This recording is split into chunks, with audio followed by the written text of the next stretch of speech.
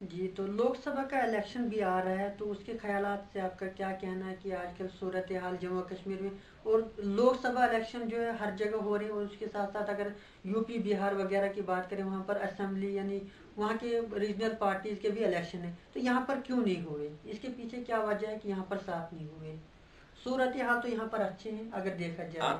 आप देख सकते हैं कि जो लोकसभा इलेक्शन है, जो 2014 में इलेक्शन हुआ था, उस टाइम लोगों से इतने झूठे वादे किए गए थे कि हम 15-15 लाख अकाउंट में डालेंगे, जनधन योजना स्कीम बोली, इतने इतने। किश्तवाड़ में हमारे मोदी जी आए, उन्होंने बोला यहाँ पे अगर आपको चिनाब है, क्या यहाँ पे आपको एक टनल नहीं बन सकता है जिससे तमाम बाशिंदों को यहाँ पे पानी मिलेगा। ना वो टनल बनी, ना वो पाइपें आई।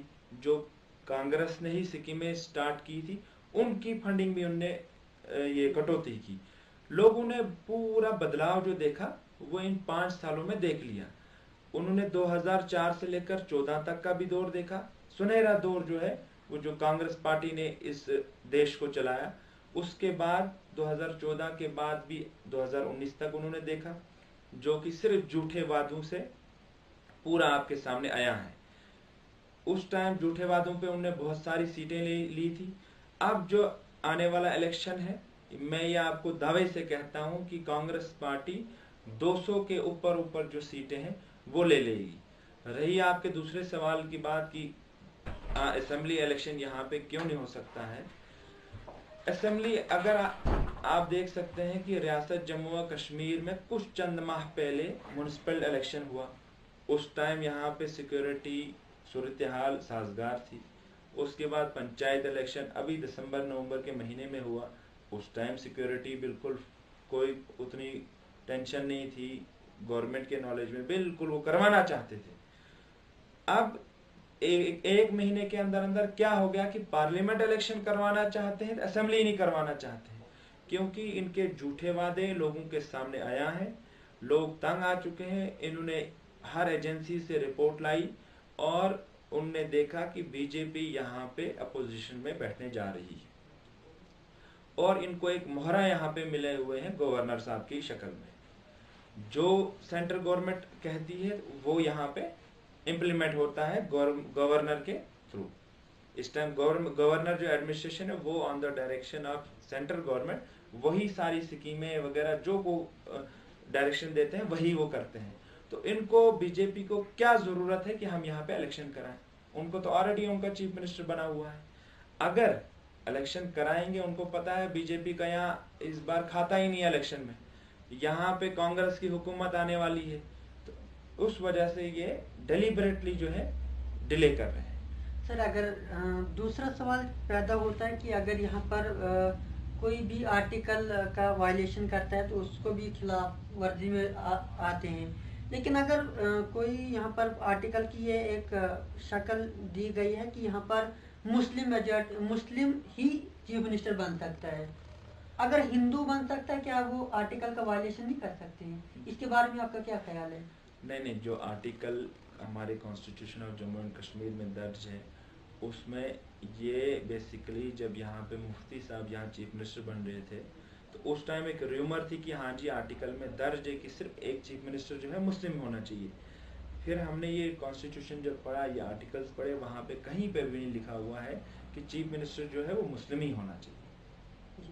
अगर चाहिए। हम वहाँ पे ये लिखा हुआ है जो हमारी रियासत का चीफ मिनिस्टर बनेगा वो यहाँ का बाशिंदा होना चाहिए, वो आउटसाइड जम्मू कश्मीर का नहीं होना चाहिए। सर, ये अगर डेवलपमेंट के हिसाब से बात करें तो काश्तीगढ़, डोडा कॉन्स्टिट्यूंसी, छात्रू छात्रू नहीं, सॉरी सर, यहाँ का डिग्री कॉलेज जो नया सैंक्शन हुआ पाडर में, वो किश्तवाड़ कॉन्स्टिट्यूंसी में, इंदरवाल में डिग्री कॉलेज क्यों नहीं? आप देख सकते हैं कि 2002 से पहले इंदरवाल एक बैकवर्ड कॉन्स्टिट्यूंसी मानी जाती थी। जब यहाँ पे लोगों ने सुरूरी साहब को चुना और उन्होंने जो कदम इंदरवाल के लिए रखे, जो डेवलपमेंट तामीर और तरक्की उन्होंने यहाँ पे शुरुआत की, जो कि काबिल तारीफ है, जो कि आपके तमाम लोगों के सामने आयाम भी है और लोग खुद अपने जबान से कह रहे हैं। आप देख सकते हैं कि 2008 में जब आज़ाद साहब यहाँ पे चीफ मिनिस्टर थे, सुरूरी साहब MOS एजुकेशन थे, एक दिन में हमने 54 हाई स्कूल्स लाए। उसके बाद हमने यहाँ पे छात्रों डिग्री कॉलेज भी लाया, उसके बाद हमने ठाठरी डिग्री कॉलेज भी लाया, उसके बाद हमने हर जगह पे हायर सेकेंडरीज भी खोली। अभी रिसेंटली हमने 100 बेडेड गर्ल्स हॉस्टल ठाठरी में, छात्रों में और सरथल में, जो कि कंस्ट्रक्शन सिर्फ ठाठरी की रुकी हुई है क्योंकि वहाँ पे लैंड अवेलेबल नहीं है, इन जगहों पे मुकम्मल हुई। रही बात डिग्री कॉलेज नए सैंक्शन करने की बात, सर मलानू आएगा या नहीं? हमारा ये है कि जो फिजिबिलिटी रिपोर्ट हमने सुरूरी साहब ने खुद बनाई, उसके बाद एक मलानू की बनाई और जनाब भोंजवा की बनाई, जो कि ये इलाके जो हैं 30-30, 40-40 हज़ार की पॉपुलेशन पे है, और कहारा और भोंजवा इलाकों के लिए उनके दिमाग में नहीं था कि हमें डिग्री कॉलेज चाहिए। अगर ये बात किसी ने डाली है, ये 2016 से सुरूरी साहब ने खुद जद्दोजहद से लोगों को कहा इकट्ठे हो जाओ, ताकि इस टाइम मौका है आपको कुछ एजुकेशन सेक्टर को बढ़ावा देने के लिए। हमने फिजिबिलिटी भी गवर्नर साहब के पास पहुंचाई, भोंजवा की भी और मलानो की भी। उसके बाद उन्होंने एश्योरेंस हमें दे दी कि आपको हम एक कॉलेज दे देंगे। अभी उन्होंने रिसेंटली 10 कॉलेजेस किए थे और मुझे उम्मीद पूरी थी कि उनमें से एक नए कॉलेज हमारा हो जाएगा। चलो शिफ्ट वाइज अगर मलानू इस बार आएगा, 6-7 महीने के बाद भोंजवा आ जाएगा, लेकिन उन्होंने उसमें ये नहीं किया। उसके बाद उनको फिर से 10 करने थे, उसकी फिजिबिलिटी रिपोर्ट दोनों की दोनों आप CEO ऑफिस से कंफर्म कर सकते हैं, जो कि पूरी कमिश्नर सेक्रेटरी के पास 28 फरवरी की ऊपर पहुंची हुई है 2019 की, लेकिन तब तक कोड ऑफ कंडक्ट लग गया। ये सुरूरी साहब के पूरे हमारे मैनिफेस्टो में भी है। हमको अगले 6 साल का अगर ये हमको मौका लोग देंगे इंशाअल्लाह रहमान, एक हम मलानू में डिग्री कॉलेज खोलेंगे, एक भोंजवा में खोलेंगे, एक जकियास में खोलेंगे और हमारा एक ठाकरा इलाके में खुलने वाला है। अगर गवर्नर रूल में नहीं खुला, ये हम आपको एश्योर से तमाम लोगों को करते हैं कि जो अगले 6 साल जैसे इलेक्शन के बाद हम इन 4 जगहों पे डिग्री कॉलेजेस खोलेंगे इंशाल्लाह।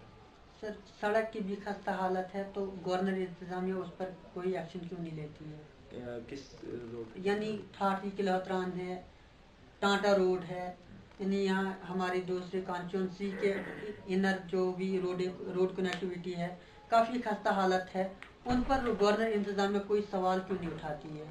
जबकि वो खुद यानी उनके जो मुशीर हैं वो कभी न कभी जो है रोडों पे आ चुके हैं, वो क्यों नहीं इन खस्ता हालत रोडों को ठीक करने की तवज्जो देते हैं? आप देख सकते हैं कि पहले इंदरवाल की कनेक्टिविटी क्या थी, सिर्फ 8% पूरे इंदरवाल की कनेक्टिविटी थी। उसके बाद जब सुरूरी साहब आए, आज की डेट में 85% रोड कनेक्टिविटी इंदरवाल में है। 2002 से पहले इक्वल टू 0 थी, आप रख लीजिए। अब 85% में हमने हर जगह पे अर्थ कटिंग सुरूरी साहब की वसादत से डिपार्टमेंट्स ने, एग्जीक्यूटिव एजेंसीज ने कर दी हुई है।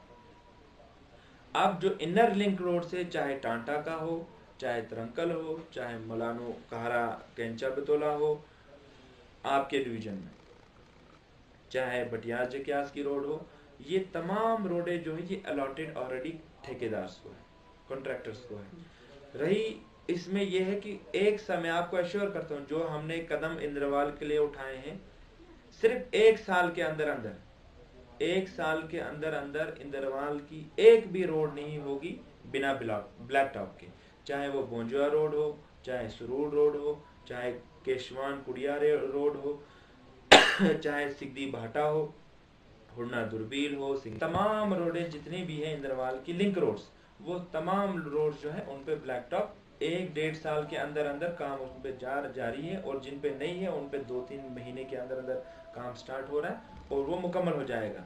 जो मेन खस्ता हालत है वो ठाठरी किलहतरान रोड की है, जो कि R&B के अंडर है।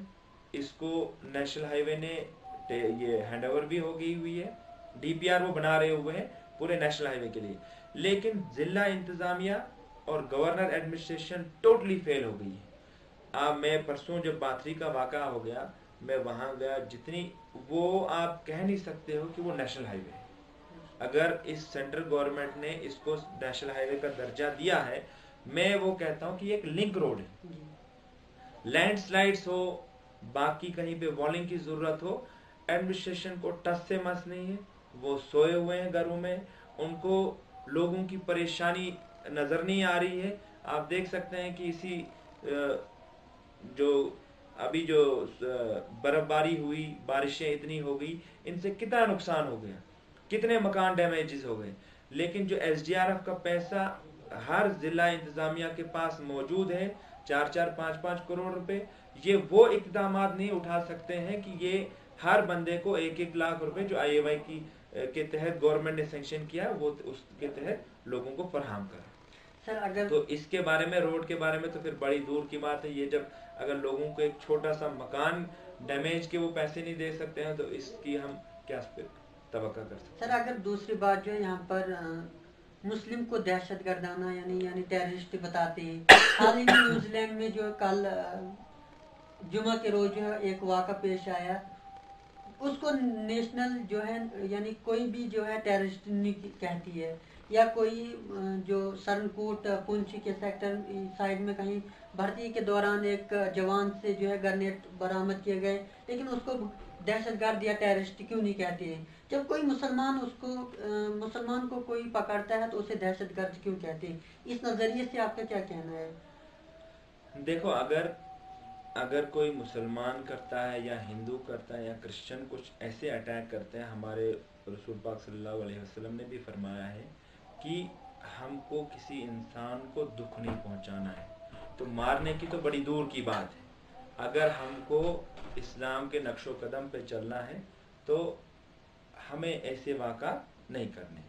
जो टेररिज्म का कोई रिलीजन नहीं है, चाहे वो मुस्लिम हो, हिंदू हो, सिख हो, बौद्ध हो, वो किसी भी मजहब से ताल्लुक नहीं रखता है। चाहे अभी हम कहेंगे पुलवामा अटैक पे, चाहे न्यूजीलैंड पे अगर आप वीडियोस देखोगे जो सोशल मीडिया पे हो, आप वो वीडियोस देख नहीं सकते हो कि वो उस इंसान में, मैं कहता हूँ, मेरे मुंह में वो अल्फाज नहीं है कि उसके लिए तो जहन्नमी पड़ी हुई है। जितने 50 मुसलमानों को उसे न्यूजीलैंड मॉस्क में सीधे गोली मार के मार दिया गया, ये पूरे वर्ल्ड में, हिस्ट्री में ये ब्लैक डे कहा जाएगा इसको। और जो ये टेररिज्म की बात है, टेररिज्म का कोई मजहब ही नहीं है, तो इसको फिर पर्टिकुलर एक रिलीजन के साथ जोड़ना ये काबिल बर्दाश्त नहीं। हमारे साथ बात कर रहे थे जनाब शारिक साहब, जिन्होंने टेररिस्ट अटैक जो न्यूजीलैंड में भी हुआ उसके बारे में भी थोड़ा बहुत बताया डेवलपमेंट के हिसाब से। सर क्या एश्योरेंस देना चाहते हैं लोगों को कि डिग्री कॉलेज मलानो आएगा या नहीं? ये एक जरूरी सवाल है, 200% क्योंकि ये पर्सनली मैटर मेरा है, क्योंकि मैं भी एक मलानो गांव से ताल्लुक रखता हूँ। क्योंकि मुझे ये जरूरी है कि मैं अपने डेवलपमेंट का इशू जो है जरूरी आपके सामने रखूँ। तो इसके 200% मैं आपको ये यकीन दिलाना चाहता हूँ, हमारी इस टाइम कोशिश है कि गवर्नर इंतजामिया से ही हम डिग्री कॉलेज लें।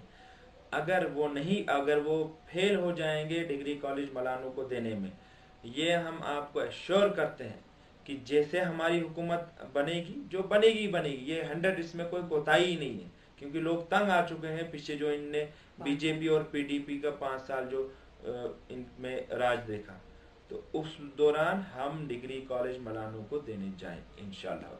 सर रिसीविंग स्टेशन चारवा की डिमांड जरूरी है। लोगों ने भी हमसे कई बार प्रोटेस्ट भी किए, उन्होंने मीडिया के सामने भी कहा कि रिसीविंग स्टेशन जरूरी है।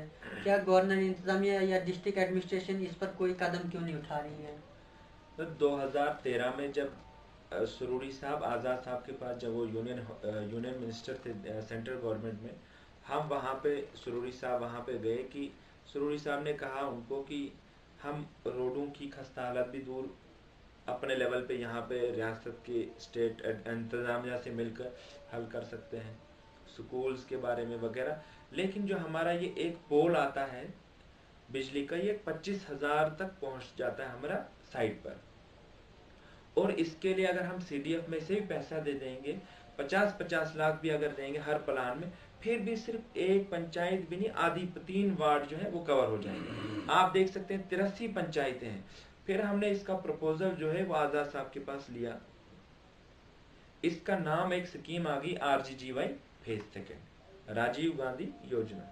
उसमें हर घर में जहां पे कांटेदार तार है, रोटन पोल्स है, वहां पे आयरन पोल्स लगेंगे और 25 केवी का 63 केवी, और हर 25 मकानों के बाद एक 25 केवी ट्रांसफार्मर लग जाएगा।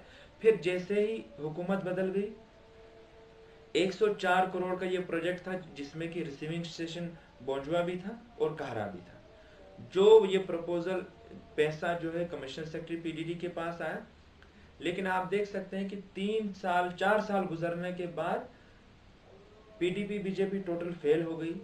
इवन कि सुरूरी साहब ने on the floor of assembly भी ये कहा था कि PDD मिनिस्टर जो BJP के थे, निर्मल सिंह, कि आपको ये डिपार्टमेंट चलाना नहीं आता है, आप ये डिपार्टमेंट छोड़ दीजिए, आप और कोई सा महकमा पकड़िए। जैसे ही ये डिपार्टमेंट उन्होंने छोड़ दिया, ये सरकार गिर गई और गवर्नर इंतजामिया ने हुकूमत पकड़ ली।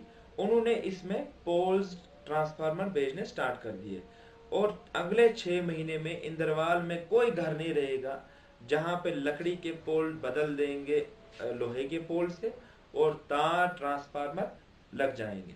रही रिसीविंग स्टेशन की बारे में बात, बोंजवा वाले में स्टार्ट हो गया है पोल्स वगैरह लगाने, सर्वे भी उसकी हो गई है। कहरा वाला को टेक्निकली वजह से रुका हुआ है, उसमें फंडिंग की वजह से, फंडिंग ऊपर से जो कमिश्नर सेक्रेटरी ने रिसीविंग स्टेशन कहरा की नहीं की हुई है, जो कि अप्रैल के बाद इनको प्लान जो जाता है इनका अपना कैपेक्स बजट का, उसमें हमने उनसे बात करके अप्रैल में वो चला जाएगा। वो भी 1-2 साल के अंदर अंदर मुकम्मल करके दे देंगे, जो कि सबसे बड़ी जरूरियात कहरा की है। हमारे साथ बात कर रहे थे शारिक साहब, हमारे साथ जुड़े रहे। मैं आपका मेज़बान बिलाल बिलेसी, शुक्रिया।